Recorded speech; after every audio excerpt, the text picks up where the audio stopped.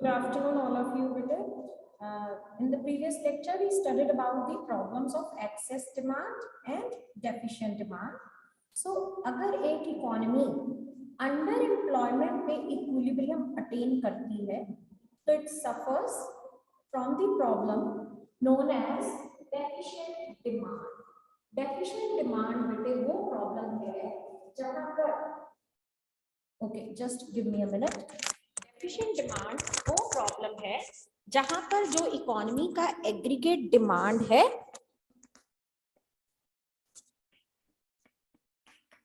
That falls short of aggregate supply corresponding to full employment. यानी अगर हम full employment attain करना चाहते हैं तो उस केस में हमें 100 करोड़ की आउटपुट प्रोड्यूस करनी पड़ेगी. सबको काम पे लगाया तो 100 करोड़ की आउटपुट हम प्रोड्यूस कर सकते हैं. लेकिन हमारी के लोग अगर 100 करोड़ की आउटपुट लेने को तैयार नहीं है, सिर्फ 80 की आउटपुट लेने को तैयार है, इसका मतलब हमारी कंट्री में 20 करोड़ की डिमांड की कमी है. This is the problem of deficient demand. On the other hand, अगर हमारी इकोनॉमी ओवर फुल एम्प्लॉयमेंट पे इक्विलिब्रियम अटेन कर रही है, then it will be suffering from the problem of excess demand. Excess demand is the situation where aggregate demand is greater than aggregate supply corresponding to full employment. यहाँ पे situation reverse हो जाती है. यानी जब हम इकोनॉमी के सारे रिसोर्सेज को काम पे लगा देते हैं, फुली एम्प्लॉय कर देते हैं, then we are able to produce output worth 100 crore, but our people are demanding goods worth 120 crore. From where to get that? हमने तो ऑलरेडी अपने फुल पोटेंशियल पे हम काम कर रहे हैं. हमारी इकोनॉमी में जितने रिसोर्सेज थे उनको काम पे लगा दिया. एज अ रिजल्ट हम 100 करोड़ की आउटपुट प्रोड्यूस कर रहे हैं, लेकिन जो लोग हैं वो 120 करोड़ की आउटपुट की डिमांड कर रहे हैं. तो in that is the problem of excess demand in the economy. इससे इकोनॉमी में एक्सेस डिमांड की प्रॉब्लम क्रिएट हो जाएगी. यानी 20 करोड़ की आउटपुट वो ज्यादा डिमांड कर रहे हैं. ठीक है. सो बेटे, जब भी इकोनॉमी में प्रॉब्लम होती है, we need to solve it. हमें उसका सोल्यूशन ढूंढना पड़ेगा. So let us see what are the measures to control excess demand and deficient demand in the economy. So basically दो policies हैं जो कि गवर्नमेंट यूज करती है to solve these problems. One is a monetary policy and another is fiscal policy. Monetary policy हम already discuss कर चुके हैं जब हमने बैंकिंग का चैप्टर किया था, credit control measures of central bank, but still I am explaining it again. सबसे पहले मॉनेटरी पॉलिसी, जिसको हम कॉमन लैंग्वेज में मनी पॉलिसी या क्रेडिट पॉलिसी का भी नाम दे देते हैं. क्या है मॉनेटरी पॉलिसी? वो पॉलिसी है बेटे जो मनी की कॉस्ट एंड अवेलेबिलिटी को अफेक्ट करती है. ठीक है. सो अगर हम मनी सप्लाई को बढ़ाना चाहते हैं, यानी हम अपनी कंट्री में लिक्विडिटी ज्यादा देना चाहते हैं, या मनी सप्लाई को कम करना चाहते हैं, कॉन्ट्रैक्ट करना चाहते हैं, यानी कि लिक्विडिटी सक करना चाहते हैं सिस्टम में, लिक्विडिटी इंपार्ट करनी है या लिक्विडिटी सक करनी है सिस्टम में, we make use of monetary policy. Now, this policy has various instruments. Some of them are quantitative and others are qualitative. Quantitative instruments कौन से होते हैं बेटे? जब हमें मनी की सप्लाई की क्वांटिटी को अफेक्ट करना है, मनी सप्लाई की क्वांटिटी को अफेक्ट करना है, यानी मनी सप्लाई को एक्सपैंड करना है या कॉन्ट्रैक्ट करना है, then we make use of quantitative instruments. लेकिन अगर हमें मनी सप्लाई के फ्लो को चेंज करना है, in that case we make use of qualitative instruments. So what are the basic quantitative instruments which are used to solve the problem of excess demand and deficient demand in the economy. कैसे solve होनी चाहिए उससे पहले ये समझ लो, अगर economy में excess demand है यानी आपकी aggregate demand aggregate supply corresponding to full employment से ज्यादा है, तो प्रॉब्लम क्या है, एग्रीगेट डिमांड ज्यादा है। तो आपने क्या करना है यहाँ पे, इसकी सोल्यूशन क्या है आपके पास, प्रॉब्लम क्या है, एक्सेस है एग्रीगेट डिमांड, तो सोल्यूशन क्या है, एग्रीगेट डिमांड को यानी लोगों का जो प्लान्ड एक्सपेंडिचर है उसको कम कर दो, राइट। अगर इकोनॉमी में इन्फ्लेशनरी गैप है तो जितने एक्सटेंट का इन्फ्लेशनरी गैप है उतने एक्सटेंट की आप डिमांड कम कर दो, जो गैप रिड्यूस हो जाएगा, खत्म हो जाएगा। सो सोल्यूशन क्या है एक्सेस डिमांड में, आपको एग्रीगेट डिमांड को कम करना है। एग्रीगेट डिमांड मतलब लोगों का खर्चा कम करना है। लोगों का खर्चा किसके ऊपर डिपेंड करता है, मनी सप्लाई के ऊपर डिपेंड करता है। तो मनी सप्लाई को कॉन्ट्रैक्ट कर लो, यानी जितनी देखो आपको जितनी ज्यादा पॉकेट मनी मिलेगी आप उतना ज्यादा खर्चा करोगे। अब आपके पेरेंट्स को लगा आप बिगड़ गए हो, आप एक्सेस डिमांड कर रहे हो, ठीक है, तो उसकी सोल्यूशन क्या है, आपकी पॉकेट मनी वो कम कर देंगे। आपकी पॉकेट मनी कम होगी, ऑटोमेटिकली आपका खर्चा कम हो जाएगा। यानी क्या किया आपके पेरेंट्स ने, आपसे लिक्विडिटी को सोख लिया, सक कर लिया। यही हम इकोनॉमी के साथ करेंगे। जब इकोनॉमी में लोग खर्चा ज्यादा कर रहे हैं, है ना, प्रॉब्लम ये है कि वो ज्यादा गुड्स की डिमांड कर रहे हैं, क्यों, क्योंकि उनके पास पैसे ज्यादा हैं, तो हम क्या करेंगे, उनसे लिक्विडिटी सक कर लेंगे। लिक्विडिटी सक करेंगे, उससे क्या होगा, उनका खर्चा जो है वो कम हो जाएगा। ऑन द अदर हैंड, अगर इकोनॉमी में डेफिशिएंट डिमांड की प्रॉब्लम है, यानी लोग जो खर्चा कर रहे हैं that is less than the producers are planning to produce at full employment, in that case what is the solution, anyone, what is the solution now, can you tell me? People are willing to spend less than they are required to, तो in that case बेटे उनको क्या करना चाहिए, ये economy की problem को कैसे सॉल्व करना चाहिए, हमें लोगों को मोटिवेट करना चाहिए वो खर्चा ज्यादा करें। खर्चा मोटिवेट करने से पर कुछ नहीं होगा, आपकी पॉकेट मनी बढ़ाई नहीं, हमने आपको कह दिया बेटे पैसे खर्चो पैसे खर्चो, तो क्या करना पड़ेगा, अगर हम चाहते हैं कि आप ज्यादा पैसे खर्चो तो हमें आपको लिक्विडिटी इम्पार्ट करनी पड़ेगी, ठीक है। आप एक तरह से आपके हाथों में पैसे पकड़ाने पड़ेंगे, आपके पास लिक्विडिटी आएगी, आप खर्चा ज्यादा करोगे तो डेफिशिएंट डिमांड की प्रॉब्लम सॉल्व हो जाएगी, ठीक है।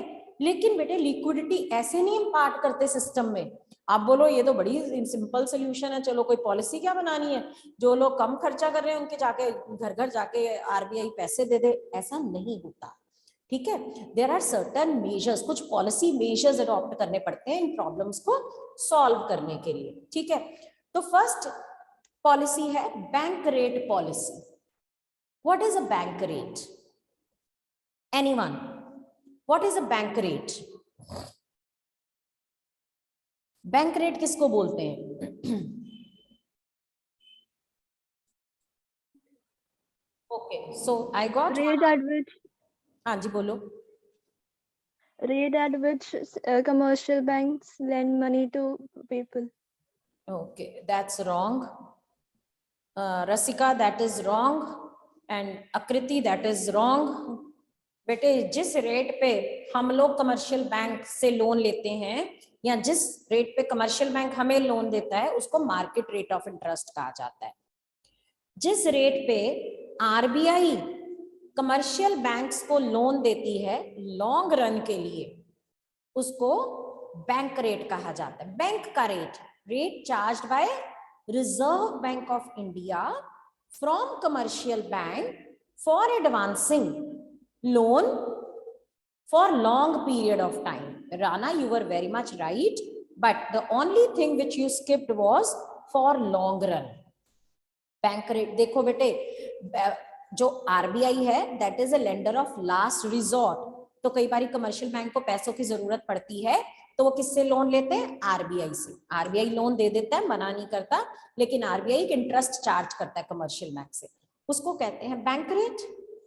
तो अगर बेटे आपसे आरबीआई कमर्शियल बैंक आरबीआई से लोन लेके आपको दे रहा है, तो आपसे भी तो वो इंटरेस्ट चार्ज करेगा ना।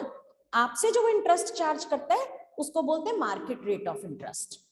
अब is there any relationship between bank rate and market rate of interest? अगर आरबीआई ने आपको लास्ट मंथ 6% पे दिया था, ठीक है, लोन, आप लोगों से 7% इंटरेस्ट चार्ज कर रहे थे, क्योंकि कमर्शियल बैंक्स कमर्शियल हैं, प्रॉफिट मोटिवेटेड हैं, तो उनका मेन पर्पस प्रॉफिट अर्न करना है, उनका अपना स्प्रेड बढ़ाना है। स्प्रेड क्या होता है? Difference between the interest which they charge and the interest which they give to the depositors.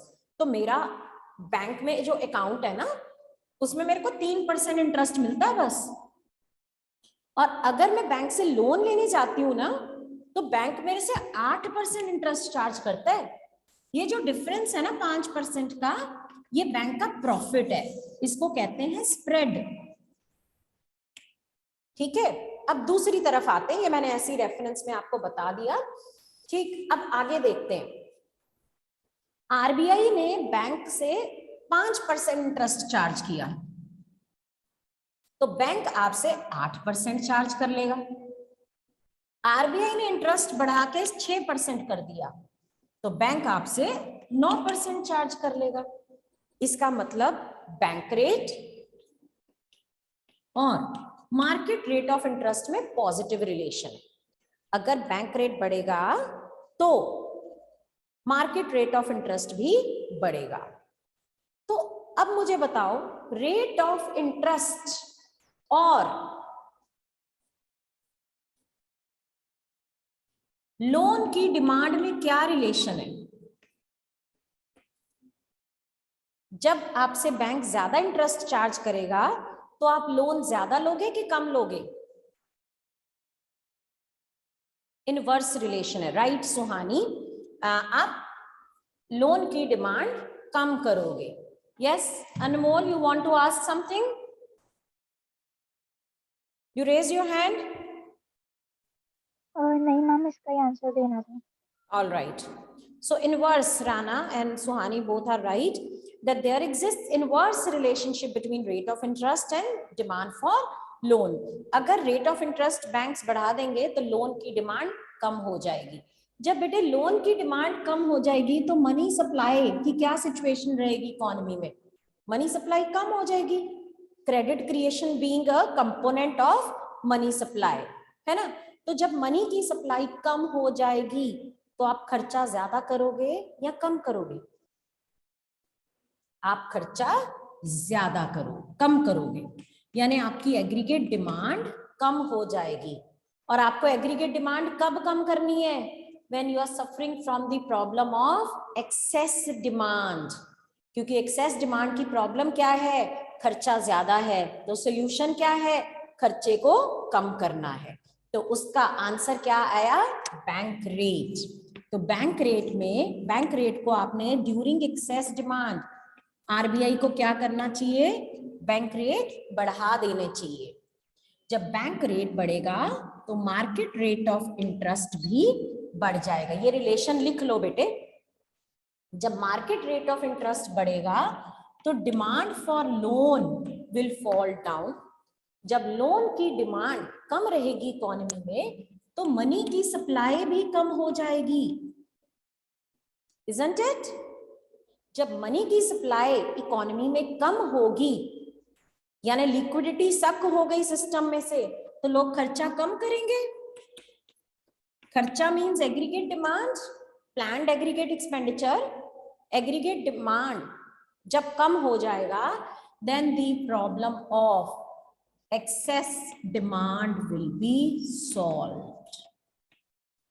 Demand excess में थी ना, तो डिमांड को कम करना था। उसको कम करने के लिए क्या किया? बैंक रेट को बढ़ा दिया। On the other hand, if economy is suffering from the problem of deficient demand, what should RBI do? ये जो मॉनेटरी पॉलिसी है ना बेटे, ये आरबीआई के हाथों में होती है, ठीक है? It is framed by RBI. याद रखना, इसको सेंट्रल गवर्नमेंट नहीं, आरबीआई फ्रेम करती है, ठीक है? Now may be in consultation with central government, but इसको आरबीआई फ्रेम करती है। इस पॉलिसी में जो चेंजेस हैं वो आरबीआई लेके आती है। सो अगर आपके पास डेफिशिएंट डिमांड की प्रॉब्लम है तो आरबीआई को बैंक रेट कम कर देना चाहिए।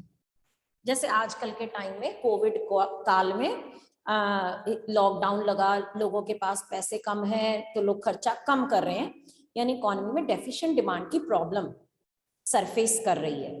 सो आरबीआई ने क्या किया, बैंक रेट कम कर दिया। उससे क्या होगा, जो कमर्शियल बैंक्स हैं वो भी आपसे कम लोन इंटरेस्ट चार्ज करेंगे। जब इंटरेस्ट रेट कम हो जाएगा यानी आपकी कॉस्ट ऑफ बोरोइंग कम हो जाएगी तो आप लोन ज्यादा डिमांड करोगे। लोन की डिमांड बढ़ने से मनी सप्लाई बढ़ जाएगी, मनी सप्लाई बढ़ेगी तो लोग खर्चा भी ज्यादा करेंगे। तो जब लोग खर्चा ज्यादा करेंगे तो डेफिशिएंट डिमांड की प्रॉब्लम सॉल्व हो जाएगी। Is it clear? So this is one instrument which is bank rate. Now another, repo rate. Repo rate बेटे क्या होता है? Again, it is the interest charged by RBI from commercial banks for advancing loan to them for a short period of time.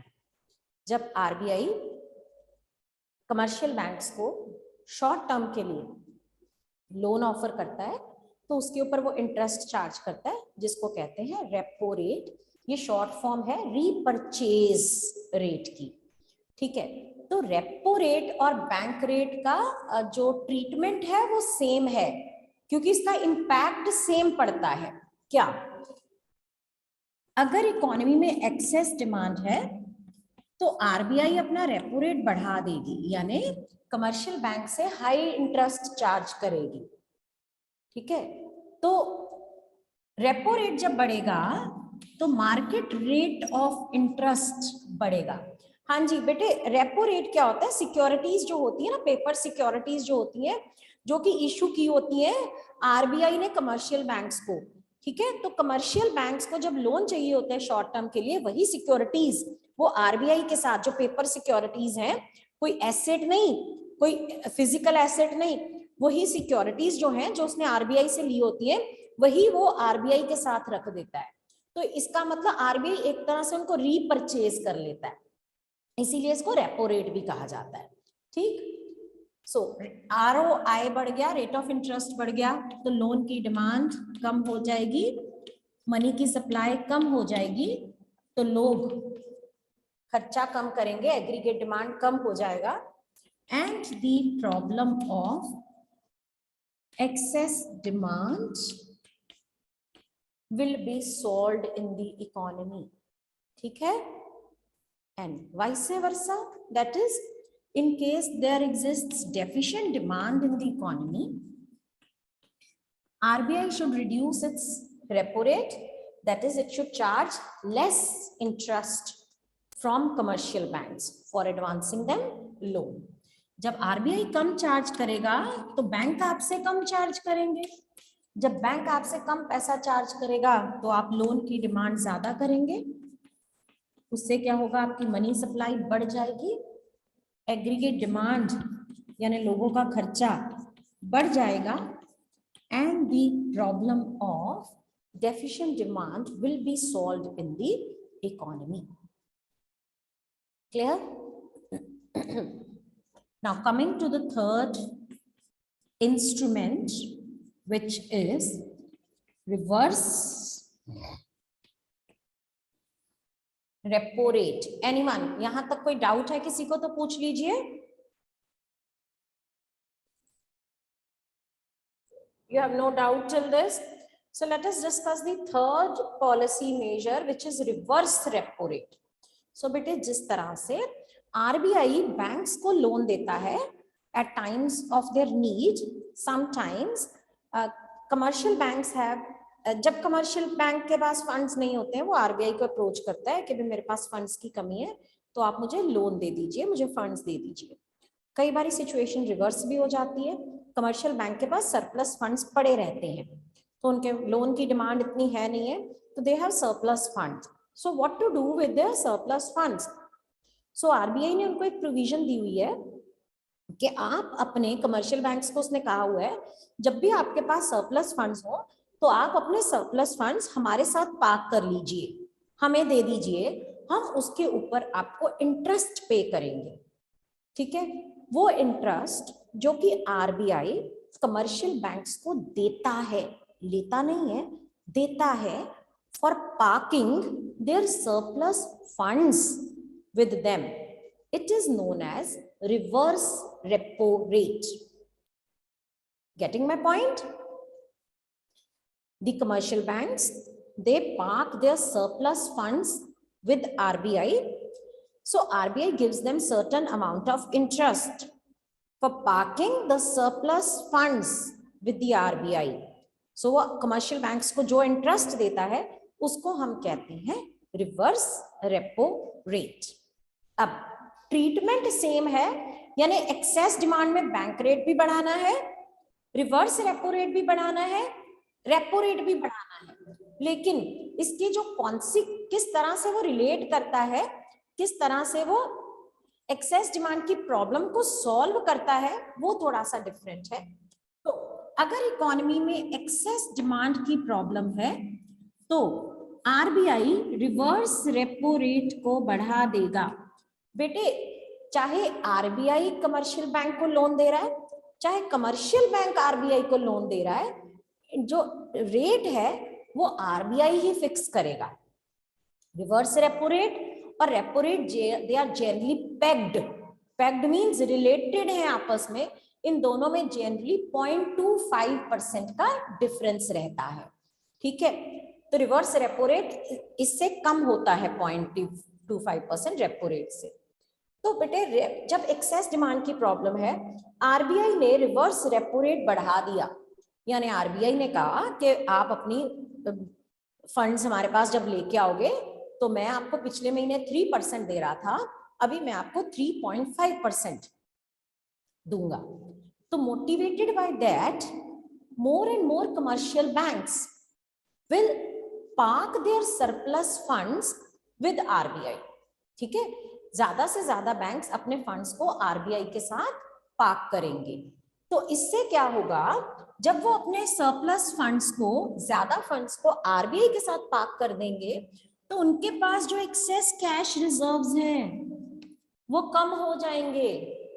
Suppose करो बैंकों के पास 10 करोड़ रुपया पड़ा है, पहले वो 2 करोड़ आरबीआई को देते थे, 8 करोड़ लोन दे देते थे। अभी क्या है, आरबीआई ने इंटरेस्ट रेट बढ़ा दिया, तो वो क्या करेंगे, वो 5 करोड़ रुपए आरबीआई के साथ जमा करेंगे और लोगों को देने के लिए उनके पास सिर्फ कितने बचे, 5 करोड़, यानी एक्सेस कैश रिजर्व की कमी हो गई। तो बेटे, जब एक्सेस कैश रिजर्व्स कम हो जाएंगे तो लोन तो नहीं आप क्रिएट करोगे ना, आपका जो क्रेडिट क्रिएशन का प्रोसेस है वो स्लो डाउन हो जाएगा, मनी की सप्लाई कम हो जाएगी। जब पैसा ही कम है तो खर्चा भी, यानी एग्रीगेट डिमांड भी कम हो जाएगी। जब डिमांड की कमी आ गई तो एक्सेस डिमांड की प्रॉब्लम सॉल्व हो जाएगी। ठीक है, ऑन द अदर हैंड, अगर इकोनॉमी में डेफिशिएंट डिमांड की प्रॉब्लम चल रही है तो आरबीआई रिवर्स रेपो रेट को कम कर देगी। यानी एक तरह से ये कमर्शियल बैंक्स को मैसेज है कि आप फंड्स हमारे पास मत जमा कराओ, आप क्या करो, आप अपने पास रखो ज्यादा फंड्स, लोगों में दो, डिस्ट्रीब्यूट करो ताकि लोगों की डिमांड बढ़े। ठीक है, तो जब रिवर्स रेपो रेट कम होगा तो कमर्शियल बैंक्स कम पैसा आरबीआई से के साथ जमा कराएंगे, तो इनका जो एक्सेस कैश रिजर्व्स है जिसमें से ये लोगों को लोन दे रहे थे वो बढ़ जाएगा, इनका क्रेडिट क्रिएशन का प्रोसेस बढ़ जाएगा, मनी की supply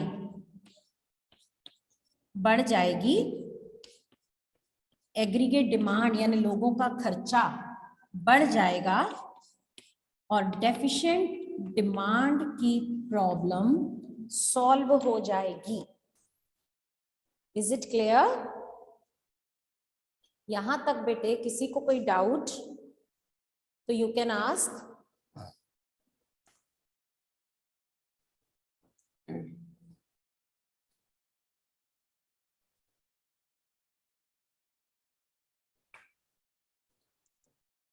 okay, full form of DL, demand for loan बेटे, demand for loan. Note down कर लो आप.